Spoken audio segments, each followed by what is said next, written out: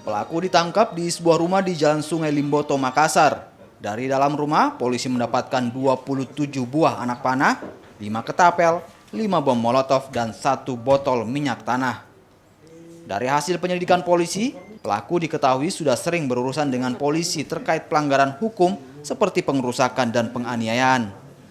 Selain menangkap pelaku dan menyita sejumlah barang bukti, polisi masih mengejar rekan tersangka yang membonceng pelaku saat unjuk rasa penolakan kedatangan Rizik Syihab pada hari Selasa lalu. Yang bersangkutan melakukan pembusuran. Terdapat ada beberapa rekaman.